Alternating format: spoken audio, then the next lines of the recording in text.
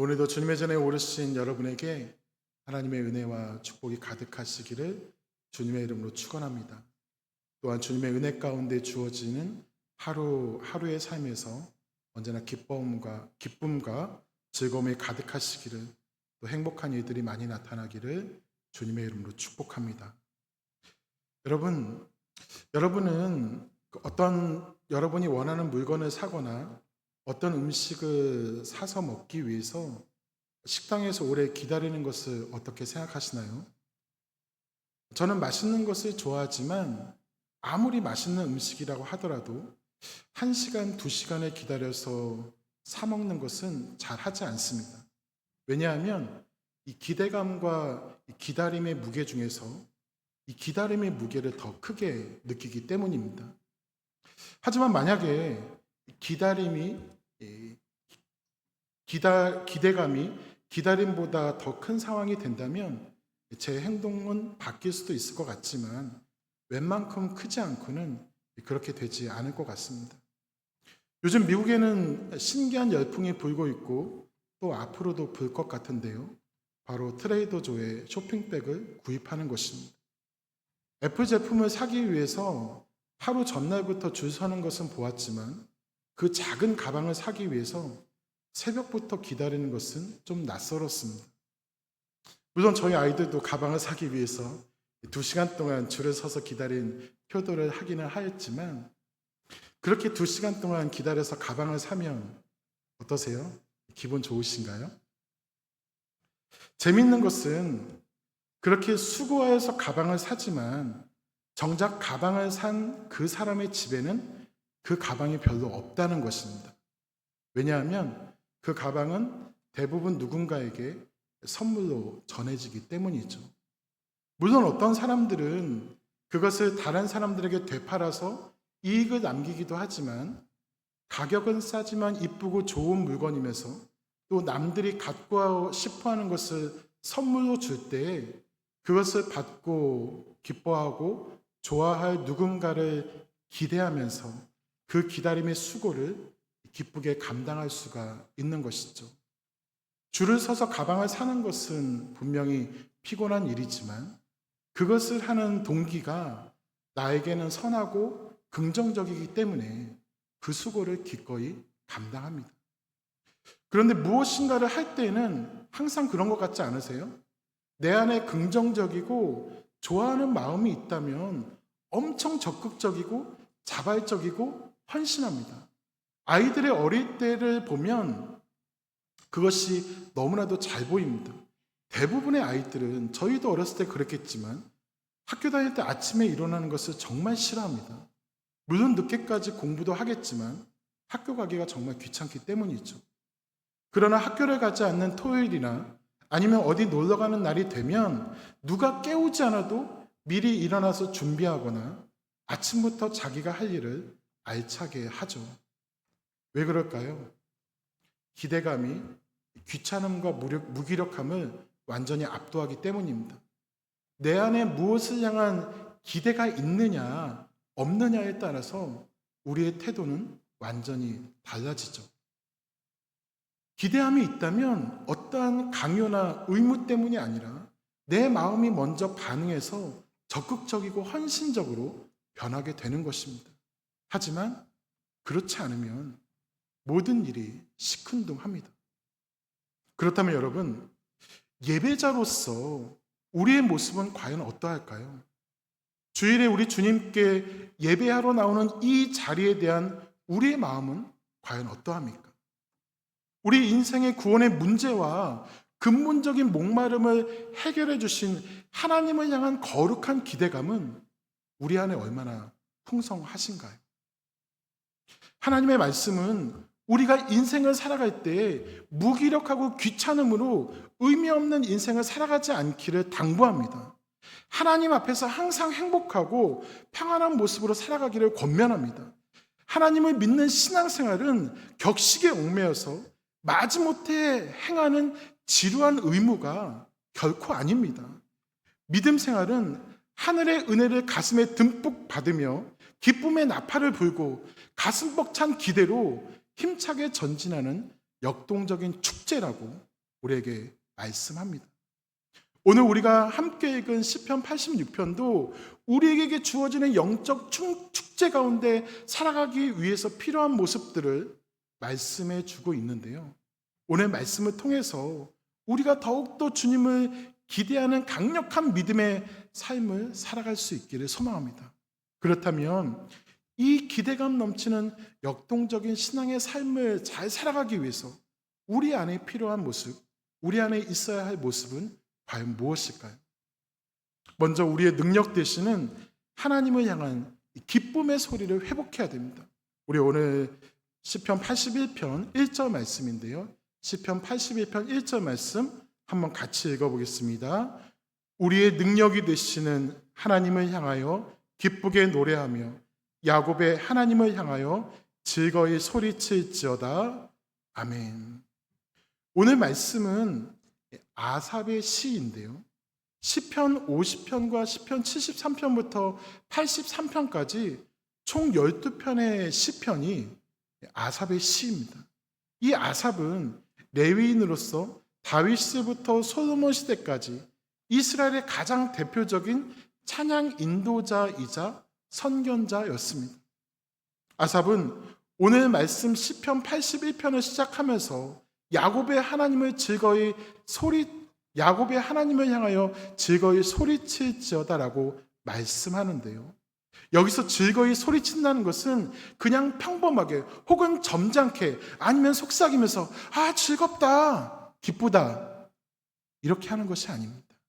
내가 응원하는 팀의 승리를 기원하며 함성을 크게 지르듯이 전쟁터에서 목숨을 걸고 싸워서 승리를 거둔 백성들이 숭정고를 울리면서 일제의 승리의 함성을 같이 와! 하고 크게 소리 지르는 것과 같습니다. 그리고 이어지는 2절과 3절에 보면 소고를 치고 아름다운 수금과 비파를 연주하고 나팔을 불라고 말씀합니다. 즉 우리가 동원할 수 있는 모든 열정과 소리, 악기와 삶의 도구들을 가지고 활기차고 우렁차게 하나님을 찬양하라는 것이죠. 저는 제 기억으로 30대 이후에는 어떠한 가수의 콘서트도 가본 적이 없는 것 같습니다. 예전에 갔던 콘서트도 한국 대학로 소극장에서는 아실지 모르겠는데 여행 스케치라는 그룹이나 또 아카펠라 그룹 같은 이제 콘서트를 많이 가보았는데요. 요즘 가수들, 특히 한국 가수들이 엄청나게 인기가 있습니다. 미주에서도 많은 콘서트가 열리고 있고 제 아들도 이번에 누가 와서 콘서트를 한다고 표를 예매했다고 하는데요. 여러분이 만약 그런 콘서트에 있다고 한번 생각해 보십시오. 물론 실제로 가보신 분들도 많이 계시겠지만 가수가 나오고 노래를 부르고 악기가 신나게 연주될 때 그 현장에서 홀로 고독을 즐기는 분이 계실까요? 아니죠. 나이에 상관없이 방방 뛰면서 떼창이라고 하죠. 노래를 같이 부를 것입니다. 내 목소리가 이렇게 컸던가 생각이 들 정도로 크게 함께 노래를 부를 것입니다. 물론 그 마음이 이해가 됩니다. 얼마나 신나고 좋고 스트레스를 풀고 위로를 받겠습니까? 그러나 본질적인 구원을 주지 못하는 그들의 공연 앞에서도 그렇게 환호하고 열광하며 또 큰 소리로 노래를 부르는데, 그런데 하물며 온 우주 만물의 창조주이시며 인간의 생사화복을 주관하시는 만왕의 왕, 우리의 진짜 통치자이신 하나님께서 임재하시는 예배의 자리와 성령님께서 언제나 함께 하시는 우리의 삶의 현장에서는 어떠해야 하겠습니까? 당연히 힘차게 찬양하며 소리를 지르며 우리 주님께 영광을 돌리는 삶을 살아가야 하지 않겠습니까? 그런데 우리는 가끔 좋지 않은 신앙의 습관을 보일 때가 있습니다. 우리의 상황이 좋고 기쁜 일이 있을 때에만 하나님을 향해서 기쁨의 소리가 나온다는 것이죠. 하나님, 내가 지금 찬양을 하거나 하나님을 바라볼 수 있는 상황이 아닙니다. 지금 내 앞에 주어진 일들이 너무 크고 그것이 나를 너무 근심하게 하는데 내가 어떻게 찬양하고 무슨 기쁨의 소리를 지를 수가 있겠습니까? 지금은 그럴 때가 아니니까 나중에 할게요, 하나님. 이렇게 하거나 아니면 하나님의 임재와 동행과 인도하심을 인식하지 못하고 아예 기쁨의 고백이 나오지 않을 때가 많이 있다는 것이죠. 그러나 여러분, 말씀을 자세히 보십시오. 오늘 말씀과 하나님의 말씀은 우리가 기쁘게 소리쳐야 하는 이유를 우리의 환경이 좋아졌기 때문이거나 우리의 문제가 모두 해결되었기 때문이라고 말하지 않습니다. 우리가 기쁨의 소리를 내어야 할 이유는 1절 말씀과 같이 우리의 능력이 되시는 하나님이 우리와 함께 계시기 때문입니다. 우리의 능력이 되시는 하나님께서 나와 언제나 함께 하신다는 것을 믿는다면 우리의 입에서 기쁨의 소리는 결코 멈추지 않게 된다는 것이죠. 비록 우리의 상황이 별로 좋지 않더라도 말입니다. 사도행전 16장을 보면 바울과 실라가 복음을 전하며 귀신 들리는 소녀를 고쳐주었다가 억울하게 매를 맞고 빌립보 감옥에 갇힌 사건이 기록되어 있습니다. 쇠고랑을 차고 깊은 어두움 속에서 낙심하고 탄식할 수밖에 없는 최악의 상황과 최악의 환경이었습니다. 인간적으로 생각하면 도저히 찬양할 만한 기분도 감정도 상황도 아닐 것 같습니다. 하지만 그들은 그 절망의 감옥에서 하나님을 향하여서 기도하고 찬양하였습니다. 왜 그랬을까요? 왜 그들은 그 절망의 감옥 속에서도 찬양할 수가 있었을까요? 그것은 그들이 환경에 지지 않았기 때문입니다. 환경을 초월하여서 역사하시는 그들의 능력이 되시는 하나님을 바라보았기 때문입니다. 그 어떠한 상황에서도 하나님을 찬양하고 하나님을 예배하는 주님의 자녀들의 소리가 울려 퍼질 때에 하나님은 자기 백성들의 어려움을 결코 외면하지 않으십니다. 그들의 찬양 소리가 감옥 안에 크게 울려 퍼졌을 때 옥터가 움직이고 옥문이 열리고 모든 메인 것이 벗겨지는 역사가 일어난 것을 우리는 잘 알고 있습니다. 사랑하는 여러분, 참된 신앙, 진짜 믿음이라는 것은 환경에 지배당하는 것이 아니라 환경을 다스리는 하나님을 내 삶의 가장 강력하고 유일한 주권자로 인정하고 기쁨의 소리로 하나님을 찬양하는 것임을 믿는 우리 모두가 될 수 있기를 주님의 이름으로 축원합니다. 우리가 믿고 의지하는 하나님은 결코 무능한 분이 아니십니다. 온 우주 만물을 말씀으로 창조하시고 다스리시는 능력의 왕이십니다. 전능하신 하나님을 예배하는 백성답게 우리의 심령 깊은 곳에서부터 그분을 향한 찬양과 기쁨의 소리가 언제나 힘차게 나오기를 바랍니다. 화려한 외적 조건이 없어도 괜찮습니다. 악기가 별로 없고 음향 시스템이 좋지 않고 악보가 잘 보이지 않아도 문제가 되지 않습니다. 내 마음이 담긴 목소리가 가장 좋은 악기가 되고 우리가 함께 부르는 것이 가장 조화로운 음향이 되며 우리의 뜨거운 손뼉과 두근거리는 마음이 악기가 될 수 있습니다. 언제나 나의 능력이 되시는 전능하신 하나님만을 바라보면서 세상의 그 어떤 것 앞에서 지르는 환호성보다 더 뜨거운 기쁨의 소리와 찬양을 우리 하나님께 올려드릴 수 있는 저와 여러분들이 되시기를 주님의 이름으로 축복합니다. 그리고 두 번째로 우리에게 베푸신 그 구원의 은혜를 기억할 때 우리의 믿음은 더욱더 기대하며 역동적으로 나타나게 되어 있습니다. 우리가 영적인 기대를 회복하고 더욱더 힘차게 주님 앞으로 나아가려면 하나님께서 내 삶에서 행하신 구원의 은혜를 절대 잊지 말아야 됩니다. 우리에게 찾아오는 영적 침체의 가장 큰 원인은 내 삶에서 행하신 하나님의 위대한 일을 쉽게 잊어버리기 때문입니다.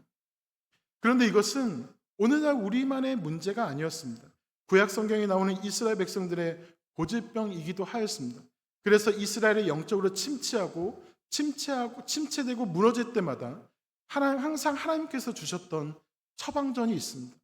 그것은 바로 너희를 건져내었던 그 애굽을 기억하라는 것입니다. 오늘 말씀에서도 하나님을 소개할 때 너를 애굽 땅에서 인도하여낸 여호와 하나님이라고 말씀하시죠. 그렇다면 여러분, 우리가 반드시 기억해야 될 그 애굽은 어떤 곳인가요? 애굽은 내 힘으로 절대 빠져나올 수 없던 무덤 같은 곳이었고 한숨과 눈물만 가득했던 절망의 땅이었습니다. 다윗의 표현을 빌리자면 그것은 바로 죽음의 수령, 기가 막힐 웅덩이였습니다. 바로 그 절망의 자리에서 홍해를 가르시고 초자연적인 역사로 그들을 그리고 우리를 건져내신 분이 바로 여호와 하나님이십니다. 하나님은 오늘 우리에게 그 구원의 역사를 반드시 기억하고 믿음의 닻을 깊게 내리라고 말씀하십니다. 하지만 우리는 인생의 고비나 장벽을 만나면 이 구원의 은혜를 너무 쉽게 잊어버리죠. 마치 이전에 우리를 도우셨던 하나님은 우리 인생에 존재하지 않는 것처럼 문제를 만날 때마다 우리의 마음은 요동하고 염려합니다. 홍해를 가르는 기적을 경험하고도 당장의 갈증과 굶주림 앞에서 우리를 죽이려고 이 광야로 데려왔느냐고 원망했던 이스라엘의 모습이 바로 오늘 우리의 모습이 아닐까요? 그러나 살아가는 동안 수많은 위기를 겪었던 다윗은 달랐습니다. 그는 인생의 벼랑 끝에 있을 때마다 지금까지 자신과 함께 하셨고 수렁에서 건지신 하나님의 인자하심을 철저히 기억해냈습니다. 그렇게 시편 86편 13절에서 이는 내게 향하신 주의 인자하심이 크사 내 영혼을 깊은 음부에서 건지셨음이니라라고 고백할 수 있었던 것이죠. 사랑하는 여러분, 사탄은 끊임없이 주님의 은혜를 기억하지 못하도록 방해합니다. 우리의 현재 처지와 형편을 크게 보게 만들어서 하나님의 크심을 가리고 우리의 중심을 뒤흔듭니다. 너의 모습을 봐라. 내 힘으로 무엇을 할 수 있겠느냐. 과거의 인해는 그때뿐인 것이고 지금 내 앞의 현실은 절대로 바뀔 수 없다라고 말하면서 불안과 패배주의를 우리 마음 가운데 심어줍니다. 그러나 여러분, 그러한 사탄의 거짓말에 절대 속지 마시기를 바랍니다. 그럴 때마다 우리는 믿음의 눈을 들어서 나를 구원하신 하나님의 은혜, 우리를 위해서 하나님께서 행하신 것을 기억하고 우리의 마음을 고쳐야 합니다. 죄의 종로를 타던 우리를 독생자 예수 그리스도의 십자가 피값으로 살리시고 자녀로 삼아주신 영원한 구원의 은혜를 반드시 기억하시기를 바랍니다. 깊은 죄악과 절망의 음부에서 우리를 건져내신 그 십자가의 인자하심을 기억할 때 우리의 심령은 그 어떠한 폭풍우 가운데서도 흔들리지 않는 견고함을 가지게 될 것입니다. 지금까지 내 인생의 수많은 굴곡 속에서 보이지 않는 손으로 도우셨고 바른 길로 인도하시고 생각지도 못한 방법으로 공급해 주셨던 그 좋으신 하나님을 언제나 신뢰하시기를 바랍니다. 과거의 은혜는 단순히 추억하라고 주신 낭만이 아닙니다. 그것은 오늘 거친 풍랑 속에서도 우리를 지탱해 주는 가장 견고한 믿음의 기초석입니다. 홍해를 가르친 하나님이 나의 하나님이시고 다윗을 음부에서 건지신 그 인자하심이 오늘도 우리를 덮고 있다면 오늘 나의 상황이 조금 척박하다고 해서 왜 흔들려야 하겠습니까? 어제 우리를 돌보아 주셨던 그 하나님은 오늘도 살아계시며 내일도 동일하게 우리 가운데 역사하실 것을 믿으시기를 바랍니다. 사랑하는 여러분, 상황이 바뀌어서 걸을 수 있는 것이 아닙니다. 상황이 좋아져서 뛰어갈 수 있는 것이 아닙니다. 나를 구원하신 하나님의 크심을 언제나 확실하게 기억하기에 우리는 그 어떤 거친 풍랑 속에서도 요동하지 않고 묵묵히 그리고 바르게 걸어갈 수가 있습니다. 위대하신 우리의 하나님의 은혜를 기억하고 다시 일어나서 역동적인 믿음의 삶, 우리 주님이 행하실 위대한 일들을 온몸으로 기대하는 삶을 잘 살아갈 수 있는, 힘차게 살아갈 수 있는 우리 모두가 될 수 있기를 주님의 이름으로 축원합니다. 마지막으로 우리는 하나님의 채우심을 기대하며 하나님의 말씀 안에 거하는 순종의 그릇을 넓혀야 됩니다. 하나님은 오늘 말씀을 통해서 우리에게 분명한 약속을 한 가지 선포하시는데요. 우리 오늘 말씀 시편 81편 10절을 같이 다시 한번 읽어보겠습니다. 시편 81편 10절입니다. 나는 너를 애굽 땅에서 인도하여 낸 여호와 하나님 내 하나님이니 내 입을 크게 열라 내가 채우리라 하였으니 아멘. 이 말씀은 우리에게 아주 당연한 것을 알려주는데요. 여러분, 채우시는 것은 누구의 영역일까요? 100% 하나님의 영역이며 하나님의 무한하신 능력입니다. 우리에게는 채울 수 있는 능력이 하나도 없습니다. 그렇다면 입을 크게 여는 것은 누구의 몫일까요? 바로 저와 여러분의 영역, 우리의 믿음과 기대의 크기입니다. 우리가 입을 크게 열지 않는다면 우리에게 채워주시기를 원하시는 하나님께서 무척이나 난감해 하실 것입니다. 미국의 대부호이자 석유왕으로 알려진 록펠러를 잘 아시죠? 하루는 한 기자가 그에게 찾아와 어떻게 이렇게 엄청난 부를 이룰 수 있었는지 그 비결을 물어보았습니다. 질문을 한 그 기자는 대단한 경영 기법이나 남다른 경제학적 지식을 기대했습니다. 그때 록펠러는 아주 단순하지만 깊은 영적 진리가 담긴 대답을 하였는데요. 하늘에서 아무리 커다란 소나기가 내려도 자기 집 앞마당에 있는 그릇을 거꾸로 놓은 사람은 물을 단 한 방울도 담지 못합니다. 그릇을 바로 놓아두는 사람만 물을 담을 수 있지요. 그리고 작은 그릇을 가진 사람보다 마음의 그릇이 커서 커다란 그릇을 준비한 사람이 더 많은 물을 얻게 되는 법입니다. 저는 하나님이 부어주실 축복과 은혜를 확신했기에 언제나 제 마음의 그릇을 크게 열어두었을 뿐입니다라고 말하였습니다. 록펠러의 이 말은 영적 원리에도 그 동일하게 적용됩니다. 하나님은 은혜의 문을 여시고 하늘의 문을 여시고 우리 삶에 은혜의 소나기, 축복의 소나기를 부어주시려고 모든 준비를 마치셨는데 혹시라도 우리는 믿음이 없어서 우리 마음의 그릇을 거꾸로 엎어놓고 있지는 않습니까? 혹은 하나님을 향한 기대치를 너무나도 낮게 잡아서 아주 조그만 그릇 하나만 내밀고 있지는 않습니까? 그러면서 내 삶에는 왜 아무런 기적이 없냐라고 원망하고 있지는 않으신가요? 그러나 이제는 그러한 불평과 원망 그리고 후회를 하는 대신에 우리의 삶이 바뀌어야 됩니다. 오늘 주신 말씀같이 우리의 입을 크게 열어야 합니다. 그렇다면 우리의 입을 크게 여는 것의 의미는 무엇일까요? 단순히 내 개인적인 욕심과 정욕을 채우기 위해서 하나님 앞에 큰 소리로 떼를 쓰며 요구하라는 것을 뜻하는 것일까요? 물론 아니겠죠.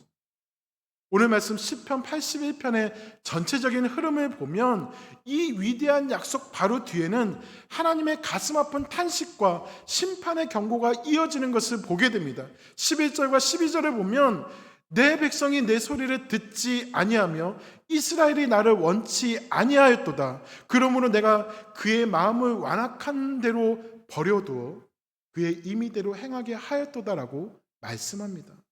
하나님은 입을 크게 열면 분명히 채워주시겠다고 약속하셨지만 이스라엘 백성들은 하나님의 소리를 듣지 않았고 하나님 안에 거하기를 원하지 않았습니다. 그 결과가 무엇입니까? 하나님이 그들에게 무서운 심판, 즉 그들의 마음을 완악한 대로 버려두는 것, 고집스러운 대로 그냥 버려두시는 방치의 심판을 그들에게 내리셨습니다. 하나님을 떠난 자들이 자기 마음대로 살아가도록 그냥 내버려 두신 것입니다. 여러분, 하나님께서 우리의 삶에서 무관하신 것만큼 무서운 심판은 없습니다. 그리고 하나님께서는 13절에서도 거듭해서 내 백성아 내 말을 들으라, 이스라엘아 내 도를 따르라라고 말씀하십니다. 계속해서 하나님께서 우리에게 말씀하시는 것은 제발 내 말 좀 듣고 나의 도를 따르라는 것입니다. 사랑하는 여러분, 진정으로 입을 크게 여는 신앙은 내 욕망의 그릇을 키우는 것이 아니라 하나님 안에 거하는 순종의 그릇을 넓히는 것입니다. 하나님의 창고가 비어 있어서 우리를 채우지 못하는 경우는 절대 없습니다. 우리의 삶이 하나님의 말씀에 거하지 않고 그분의 윤례와 계명을 떠나 내 고집대로 살아간다면 하나님은 결코 그 욕심과 나태의 그릇에 당신의 거룩한 축복을 채워주시지 않으십니다. 그렇기 때문에 우리는 우리의 고집과 욕심과 불순종을 버리고 더욱더 순종하는 삶을 살아가야 됩니다. 그리고 이 순종의 삶을 향해서 나아가는 첫걸음이 바로 기도입니다. 우리가 조금 더 순종하는 삶을 살아가기 위해서는 우리 기도의 지경이 넓어져야 됩니다. 왜냐하면 하나님의 뜻에 순종할 힘은 오직 기도에서 나오기 때문에 그렇습니다. 또한 기도의 크기를 키우는 것은 내 환경과 처지를 계산하면서 적당한 선에서 타협하는 무기력하고 소극적인 기도는 이제 끝내는 것입니다. 하나님을 우리의 모자람을 겨우 채워주실 분으로 만들지 말고 우리의 모든 간구를 들으시고 도우시는 전능하신 하나님으로 인정해야 합니다. 그래서 우리는 더욱더 적극적으로 기도해야 됩니다. 기도를 내 수준과 형편에 맞추지 말고 우주의 주인이신 하나님의 위대하심에 내 기도의 크기를 맞추며 끝까지 포기하지 않고 나아가야 됩니다. 이 문제는 너무 커서 하나님도 어떻게 하지 못하실 거야 라는 불신앙을 우리의 마음에서 지우시기를 바랍니다. 내 생각의 틀을 깨고 하나님의 무한한 능력을 향해 기도의 제목을 확장하고 기도의 시간을 조금 더 늘려보시기를 도전합니다. 그렇게 낙심하지 않고 묵묵히 기도의 자리를 사수하며 기도의 지경을 넓힐 때 우리의 생각을 넘어 일하시는 하나님의 위대한 역사가 더욱 크게 나타날 것을 믿으시기를 바랍니다. 내 형편을 보지 않고 하나님의 크심을 보며 입을 더욱더 크게 열고 기도의 자리로 나아가는 우리 모두가 되기를 주님의 이름으로 축원합니다. 말씀을 정리하겠습니다. 가끔 동물에 관한 어떤 다큐멘터리를 보면 둥지 속 아기 새들이 어미새를 간절히 기다리는 장면이 나옵니다. 어미새가 먹이를 입에 물고 둥지 근처로 날아오면 잠잠하던 둥지가 갑자기 난리가 나죠. 아기 새들은 서로 눈치를 보거나 점잖게 어미새를 기다리지 않습니다. 온 힘을 다해서 목을 크게 빼고 자기 머리보다 더 크게 입을 쫙 벌립니다. 그리고 얼마나 소리를 지르는지 모릅니다. 그 새들이 뭐라고 소리를 지를까요? 당연히 먹이를 달라고. 엄마 나 여기 있어요. 내가 제일 배고파요. 그 먹이를 나에게 주세요. 라고 소리를 지르겠죠. 그때 어미새는 누구에게 먹이를 줄까요? 가장 입을 크게 벌리고 가장 간절하게 매달리며 소리를 지르는 녀석에게 먹이를 넣어줄 것입니다. 하나님께서 우리에게 원하시는 것이 바로 이런 것이 아닐까요?